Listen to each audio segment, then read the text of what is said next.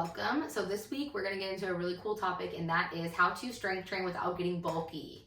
So this is something that used to float around all the time. It's kind of, I feel like it's gone away a little bit, which is nice. I see way more women in the weight room now, and I see way more women not being afraid to do things like compound lifts or train with the barbell, which is awesome because that's, you know, what most women were like shied away from doing. Anyways, let's just jump right into it. I'm going to start by explaining kind of like how people get bulky. And then I'll just go into ways that you can prevent it from happening if that's not something that you want to do, or that's something you're worried about happening. I'll get into that. So, number one, nutrition is going to be the driver of how much fat you have, how much fat you lose, how much muscle you lose. Obviously, strength training is a component of that because you can't build muscle without the strength training aspect of it. But the nutrition is going to determine your level of leanness, which is going to determine how bulky you look. So, let's just get that out of the way, okay? Another thing I wanted to just make sure that I explain is that it doesn't happen on accident. You're not just gonna wake up and accidentally, dang it, I got bulky. I was trying to get lean. Like it takes many, many, many years of intentionally, lifting with intensity, lifting heavy, progressively overloading, doing big major movements. It takes years and years of consistency of doing that, plus eating in excess, extra calories to, support that training, support muscle growth, support putting on fat. Like it takes years and years of doing both of those together to be like bulky. And then I also want to make sure that I explain two different bulkiness. So sometimes we'll see women who are on like steroids, who you're just like, whoa, she's jacked. And that is most of the time, it depends obviously on what you consider jacked versus what I consider jacked, but a lot of times those people aren't even natural. So there's literally, do not be afraid to get like that because they can't even get like that unless they're on steroids or some kind of performance enhancing drugs.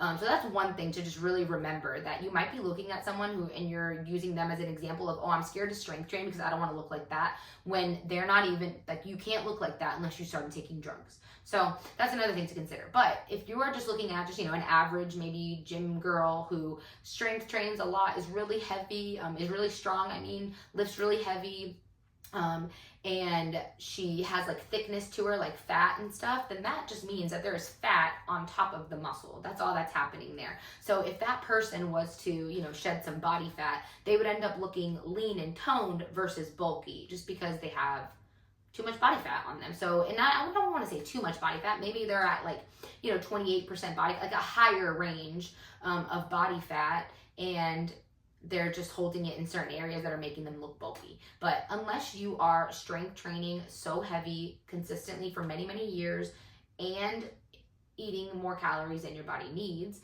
that's the only way that you're going to get bulky. So please do not be afraid to lift heavy. Lifting heavy, if you want to have like a lean, toned, like nice, long look, strength training is the way to go. Strength training is not going to make you bulky by accident. Another thing too to consider is body types. So you can have someone who's 5 foot, 35 pounds, 20% body fat, but then someone who's 5'8", 125 pounds with 20% body fat, they're going to look totally different because the heights, so your body type does have something to do with this as well. It's going to take, so you have to take that into consideration. Don't think that you're just going to end up looking like someone else, because good or bad, and when they have a totally different body than you. So definitely stop being afraid of trying, that you're going to look bulky. It doesn't happen by accident, number one. You're going to know if you are on the road to bulky because you will be going to the gym, crushing your workouts, lifting so heavy, lifting in really low rep ranges. You'll be putting on lots of muscle. You'll be eating excess calories to support that muscle gain. So it's definitely not going to happen to you by accident. So please don't be afraid to go in the gym and lift as heavy as you can, because you are not going to get bulky by doing that, okay? So let's get into, I guess I'll go over two different ways. So let's just say that you are first starting out, and you're just scared to get bulky, so you haven't started strength training. Perfect. So here's the thing. Once you build a good enough amount of muscle mass, a good enough amount of muscle mass, you can tone down your intensity and your volume. What is required to build muscle mass is less than half that is required to maintain it. So once you, like I said, you have a solid foundation, you're like comfortable with how much muscle mass your body has, you can just tone it down. You can go to the gym to maintain. So if you were going to the gym, you know, maybe 3 or 4 times a week to build muscle mass, and now you're happy with the muscle mass you have, you just want to enjoy your life, you know, you got your calories in check to maintain that, maintain whatever leanness you want, things like that, then you can just go to the gym and maintain 1 to 2 times a week. Reduce intensity, reduce the volume that you're going to the gym, and then you're just going to maintain that muscle mass, and you're not going to have to worry about getting any bigger, you know? So that's one way to really do it. Or let's say that you already kind of took it too far maybe. First, ask yourself, did you take it too far, or are you holding too much body fat? That's one thing to consider. So a lot of times, I mean, especially women, we hold weight in like our arms, our thighs, our torso. So if you are looking thicker than you want to, maybe it might be a good idea to take a body fat percentage test and see where you are body fat percentage wise. Because the last thing you want to do is tear down that hard-earned muscle thinking the muscle is what's making you look bulky, but really the fat on top of the muscle is making you look bulky, and you need to reduce that, you know? So that's another thing to really consider is, are you just pushing it too hard on areas that you don't really need to? So back to that example, if you've built a good enough amount of muscle mass and now you're just trying to maintain it, but you really don't want your shoulders to get any bigger. I'm just picking areas that women normally say they don't want bigger. So, or you don't want your arms to get bigger, then you can tone down the volume on your arms. You can hit your arms and shoulders maybe once a week. Very low, moderate intensity, just to maintain whatever muscle mass you have. And then you can focus the rest of your training on other areas of your body that are maybe lagging. So maybe your legs don't develop as fast, or your back doesn't develop as fast, and you want, you know, to build some muscle there, shape your legs or shape your butt or whatever. Then you can just swap the volume out and add more leg exercises, more back exercises to help those areas, and leave the shoulders, leave the chest, leave the arms alone. That's another option.